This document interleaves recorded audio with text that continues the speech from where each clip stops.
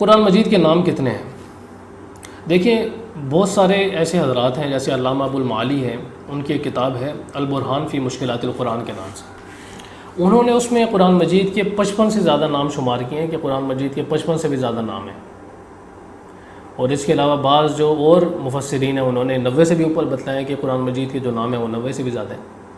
ہم لوگوں کو تو قرآن مجید کا نام ایک قرآن ہی پتہ ہے، لیکن حقیقت اس حال میں یہ ہے کہ قرآن مجید کے جو نام ہیں وہ 5 نام ایسے ہیں جو قرآن مجید نے خود اپنے آپ کو مخاطب کر کے بتلایا ہے۔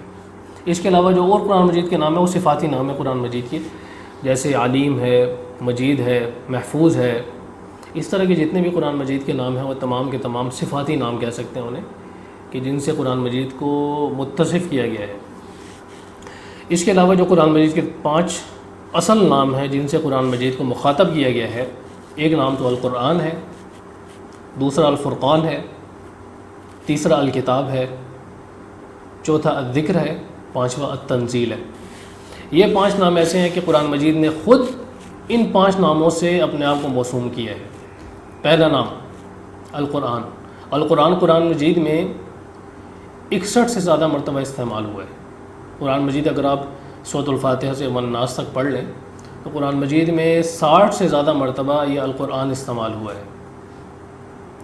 دوسرے نام کی طرف آتے ہیں، دوسرا نام ہے الکتاب، بالکل قرآن مجید کے سورۃ البقرہ آپ شروع اٹھا کے دیکھ لیں، دوسری آیت تو اسی کے اندر آتا ہے کہ ذالک الکتاب لا ریب فیہ، یہ کتاب کی جس میں کوئی شک نہیں ہے۔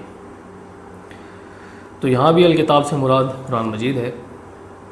بھی ایک ٹیکنیکل بحث ہے کہ یہاں پر الکتاب سے مراد کون سی خاص کتاب ہے، یہ ایک ٹیکنیکل بحث ہے، اس کو میں چھوڑ دیتا ہوں، یہاں پر اسکپ کرتا ہوں، پھر انشاءاللہ کسی اور موقع پر اس کو ہم ڈیٹیل کے ساتھ اس کو انالائز کریں گے۔ لیکن کہنے کا مقصد یہ ہے کہ قرآن مجید کا دوسرا جو نام ہے وہ الکتاب ہے۔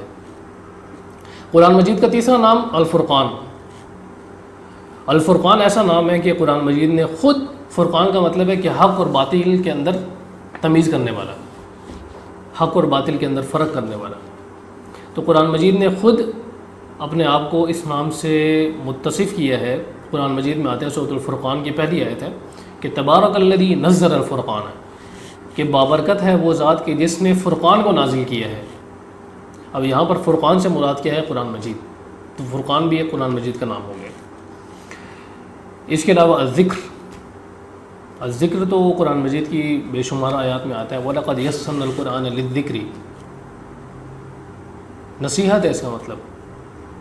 اور اسی طرح آپ قرآن مجید کی جو بہت مشہور آیت ہے سورۃ النحل کی، سورۃ الحجر کی، کہ اِنَّا نَحْنُ نَزَّلْنَا الذِّكْرَ، کہ ہم نے ہی قرآن مجید کو نازل کیا ہے، ذکر کو نازل کیا ہے، سورۃ الحجر کی آیت نمبر 9 ہے، اور ہم ہی اس کی حفاظت کرنے والے ہیں۔ تو یہاں پر الذکر سے مراد قرآن مجید ہے، تو یہ نام بھی قرآن مجید کا ہو گیا۔ 5واں نام تھا تنزیل۔ ایک سورت ہے سورۃ فصلت قرآن مجید میں، اس کی آیت نمبر 2 آپ اٹھا کر دیکھیں کہ تنزیل من الرحمن الرحیم، کہ یہ قرآن مجید اتارا گیا ہے۔ تنزیل کا مطلب ہے نازل کرنا، نازل کرنے کا جو پروسیس ہوتا ہے اس کو تنزیل کہا جاتا ہے۔ تو تنزیل بھی ایک ایسا نام ہے کہ جس نام سے قرآن مجید کو موسوم کیا گیا ہے قرآن مجید میں۔ تو یہ تو قرآن مجید کے ناموں کا معاملہ ہے۔ خیر یہ بحث اس لیے میں آپ کے سامنے رکھ رہا ہوں کیونکہ قرآن مجید کا تعارف ہے، اور قرآن مجید کے تعارف میں قرآن مجید کا نام سامنے رہنا ضروری ہے، اور اس میں جو ٹیکنیکلٹیز ہیں وہ پھر انشاءاللہ کسی اور موقع پر ہم ڈسکس کریں گے۔ اب دیکھیں قرآن مجید کے ناموں کا تو ہمیں پتہ چل گیا، اب جو لفظ قرآن ہے اس کا مطلب بھی آپ کے سامنے واضح ہونا چاہیے کہ جو لفظ قرآن ہے اس کا کیا مطلب ہے۔ لفظ قرآن جو نکلا ہے یہ روٹ ورڈ سے نکلا ہے، لفظ قرأ یقرأ سے۔ قرأ یقرأ عربی زبان کے الفاظ ہیں، اس کا مطلب ہوتا ہے جمع کرنا، اس کا جو لٹرل میننگ ہے نا وہ جمع کرنے کے معنی میں آتا ہے، لیکن پھر بعد میں یہ لفظ پڑھنے کے معنی میں استعمال ہونے لگا۔ قرآن مجید میں آتا ہے کہ ان علینا جمعہ و قرآن، سورۃ القیامہ میں، کہ یقیناً ہمارے ہی ذمہ ہے، اللہ تبارک و تعالیٰ فرماتے ہیں ہمارے ہی ذمہ ہے قرآن مجید کو جمع کرنا اور اس کا پڑھنا۔ تو یہاں پر قرآن سے مراد ہے پڑھنا۔ پھر جو عربی زبان میں اگر آپ اٹھا کر دیکھیں گے تو عربی زبان میں جو مصدر ہے وہ کبھی کبھار اس میں مفعول یعنی پاسٹ پارٹیسپل کے بھی مفہوم میں آ جاتا ہے۔ تو اس کا مطلب یہ ہو جائے گا کہ قرآن کا کہ جب وہ اس معنی میں آئے گا مفعول کے معنی میں تو اس کا مطلب یہ ہو جائے گا کہ سب سے زیادہ پڑھی جانے والی کتاب قرآن کا مطلب یہ ہو جائے گا۔ تو اب یہ تو اس کے نام کا ہو گیا کہ اس کا نام قرآن مجید کہ اس کا مطلب کیا ہے۔ تو اب اس کے پیچھے ایک وجہ بھی ہے کہ قرآن مجید کا نام قرآن کیوں رکھا گیا۔ دیکھیں اس کی سب سے بڑی جو بنیادی وجہ ہے جو ہے تو یہ یعنی کہ ایک اجتہادی وہ ہے، قرآن مجید میں نہ حدیث میں اس کی وجہ آئی ہے، ظاہر ہے جو محدثین ہیں مفسرین ہیں انہوں نے ہی یہ وجوہات بیان کی ہیں قرآن و حدیث میں غور کر کے۔ تو قرآن مجید کی جو وجہ تسمیہ ہے یعنی قرآن کے نام کی، وہ بعض حضرات نے یہ بیان فرمائی ہے کہ قرآن مجید میں اس بات کا مفہوم ہمیں ملتا ہے، اللہ تبارک و تعالی نے اس بات کا ذکر کیا ہے کہ جو کفار تھے جب وہ قرآن مجید کو سنتے تھے تو وہ کیا کہتے تھے کہ تم اس قرآن کو نہ سنو اور اس کے دوران تم لو قسم کی باتیں کیا کرو، فضول باتیں کیا کرو تاکہ جو ہے نا اس پر کسی کی توجہ نہ ہو۔